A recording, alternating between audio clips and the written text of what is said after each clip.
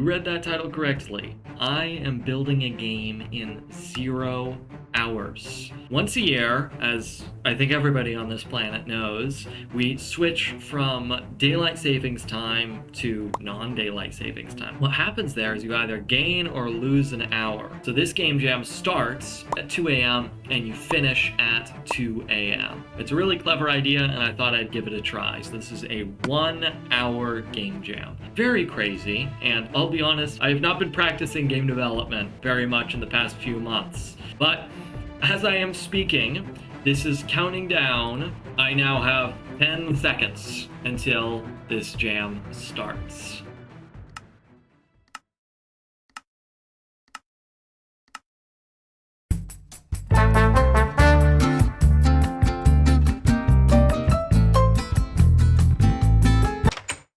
All right.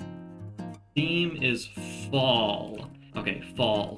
I have 5 minutes. Fall, like we could do a game where we are falling. I mean, fall like the season, which I think is stupid. Although I saw some real possibilities in this theme, I was having a really hard time coming up with ideas. Not just copying this game called Downwell, if you've heard of it before, especially since I only had 5 minutes to come up with an idea. But I think I landed on something that I'm actually pretty proud of. Ooh. What if you are falling out of an airplane and there are other passengers? It's good. It's like that, you know, that scene in Iron Man 3? How about something like that? Ooh, that's good. Wait, let me grab a notebook. Okay, so I'm thinking for this.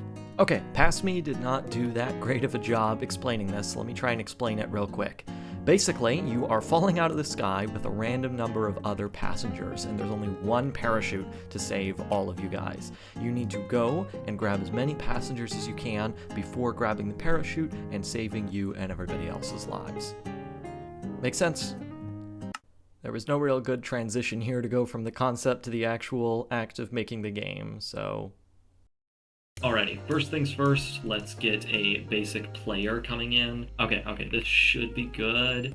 And now we need a area 2D.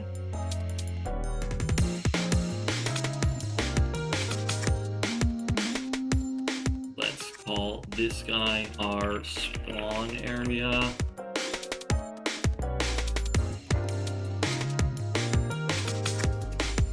Call this guy passenger.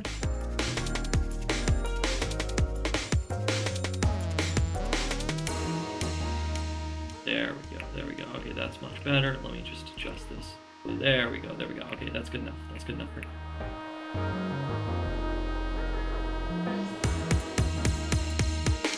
progress. We've made progress.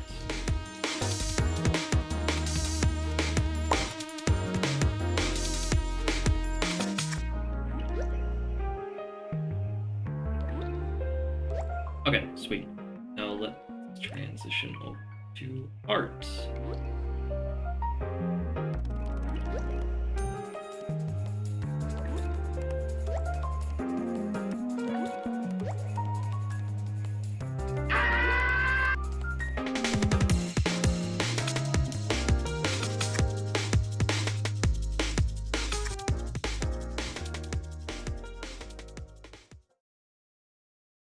Okay, it is 8:53, guys.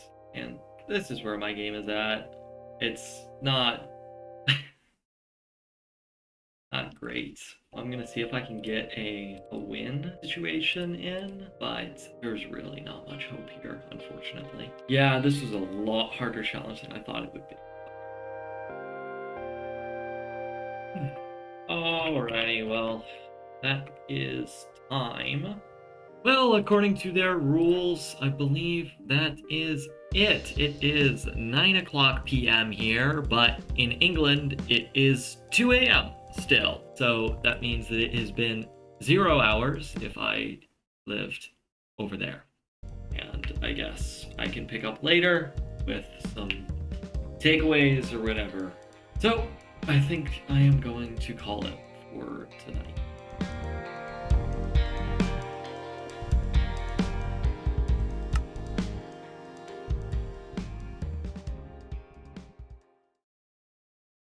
Okay. Been a few days since I recorded that last bit. This was freaking hard.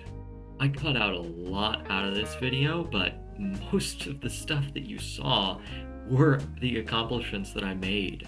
There just was not time to implement that much. I forget how long it takes to make games. I wanted to share a few takeaways that I got from this so that maybe if you try some of those things, you can go into it a little bit more prepared, and also just for my future if I participate in something like this again so that I can learn from my mistakes. I think one of the biggest things is I designed a game, I came up with a game idea that relied way too heavily on game feel rather than letting the actual mechanics support it. I've made this mistake multiple times before. I went very far into this one game that was kind of like a exploration game where you're collecting items and combining them to sell them. But what I realized is that the game was almost entirely reliant on atmosphere because there was no real gameplay besides exploring around and picking things up. And so it relied so heavily on me making an environment and atmosphere that was fun to explore. And that proved to be really challenging.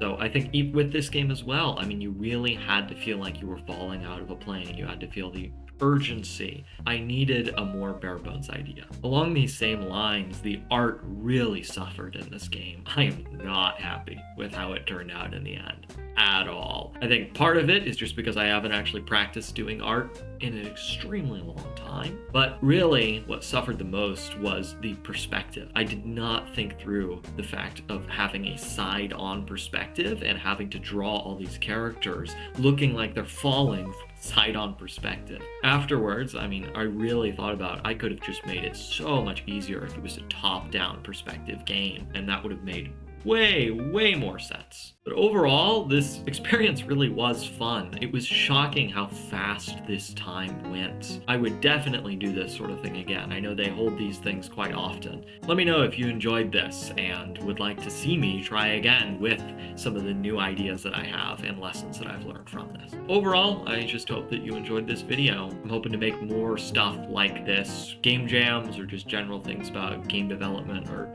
various creative things that I get up to. So if you enjoyed, as you can probably tell, I am just starting out, so I would very much so appreciate support of any kind. I do not want to call out subscribe and like because that seems cheesy, but it's also cheesy for me to point out how cheesy it is because people also do that all the freaking time now. So I'm just not going to say it, but support would be appreciated. I don't have a farewell at all.